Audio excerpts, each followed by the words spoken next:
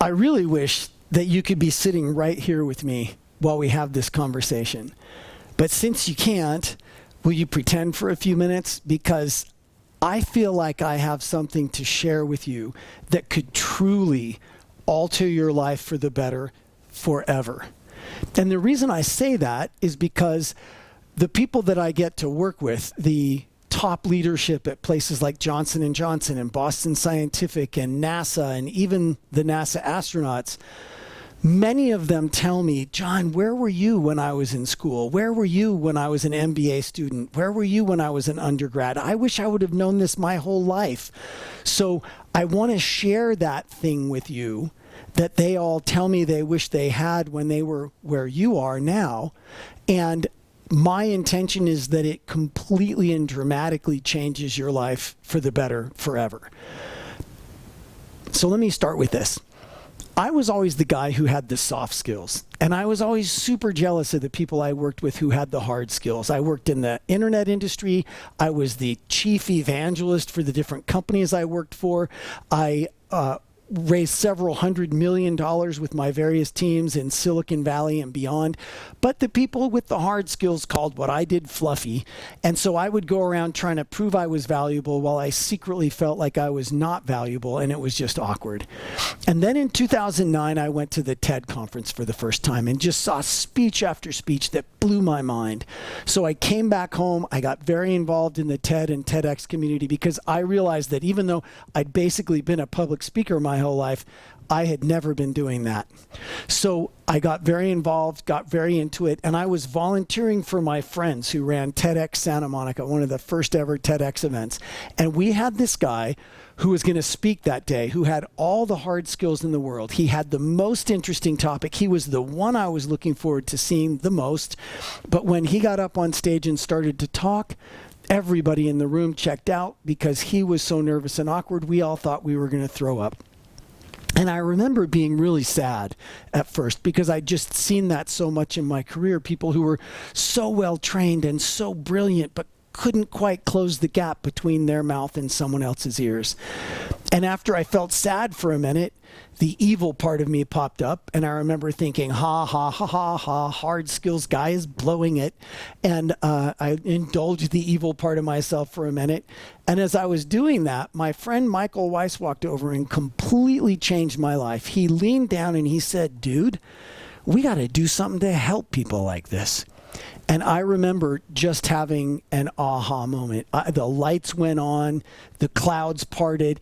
I don't know what took me so long, but I realized in that moment that if I just got over myself for 5 minutes, if I got rid of the chip on my shoulder and started honoring the people around me, I could actually make a difference. And because of that moment, I went home and I created what I call the Speak Like a Leader Boot Camp. Maybe there's a better name, but that's what I called it. And that's what I now get to deliver all over the world, to the NASA astronauts, to Johnson & Johnson, Boston Scientific, Coca-Cola, Telefonica, on and on. But out of that experience of creating that, the reason that I did that is because of that moment. I realized that if I wanted to make a difference for that guy, if I wanted to make a difference for these brilliant people with the hard skills especially, I would have to base everything I did in science.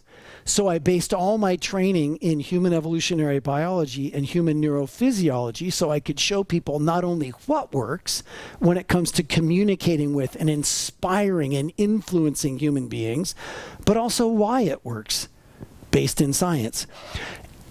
And guess what? It works because it's based in science. Took me a while to figure that one out, but yes, it does. And when I do these trainings, as I said, I always hear from people, gosh, where were you? I wish I would have known this earlier. So here's the absolute crux of that training, the singular most important thing I think I could share with you right here. And it's all around the human brain.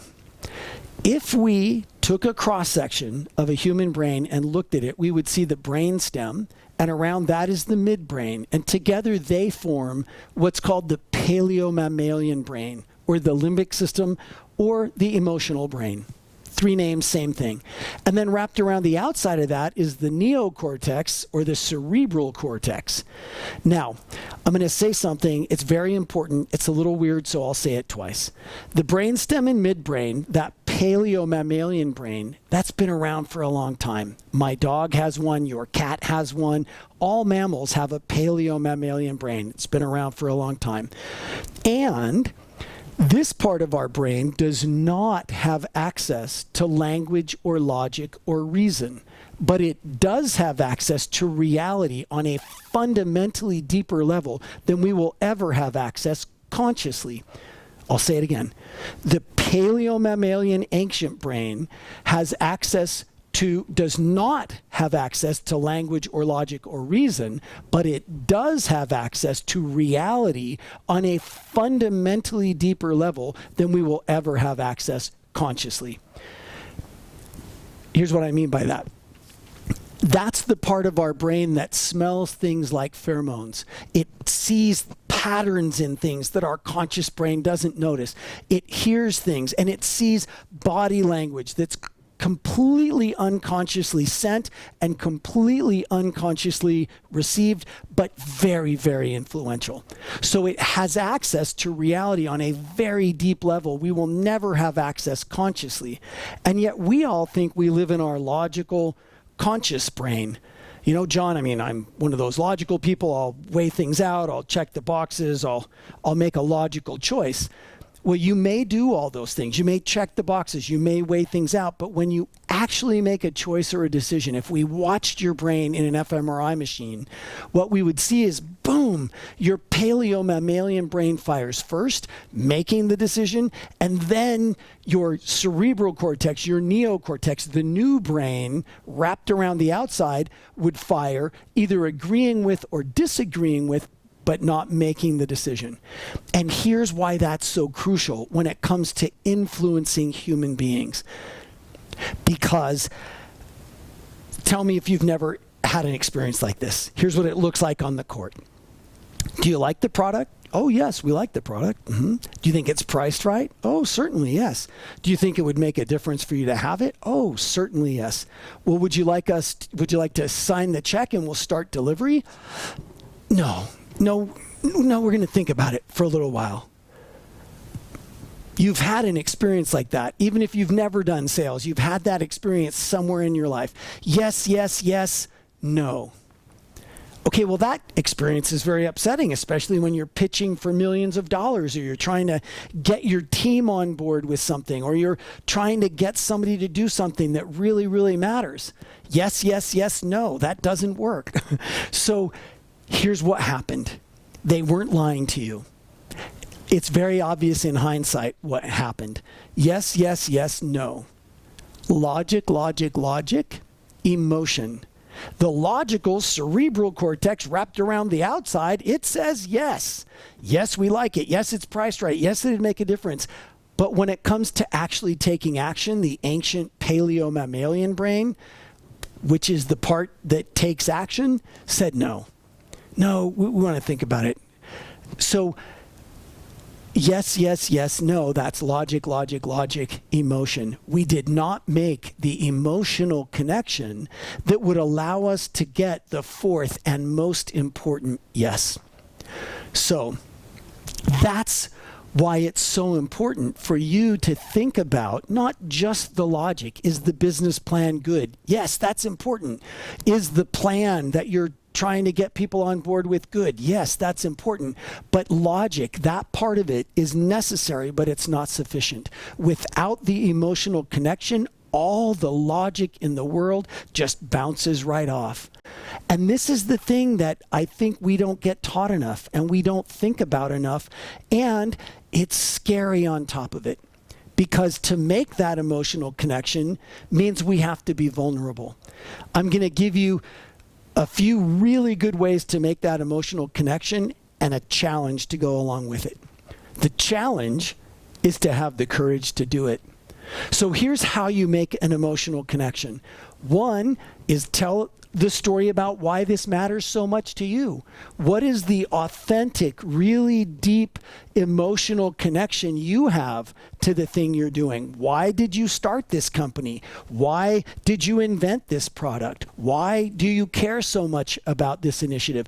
Because if you tell us why you really care, well, guess what? We're human beings. That'll touch us. That'll mean something to us. We'll find something for ourselves in your passion for it.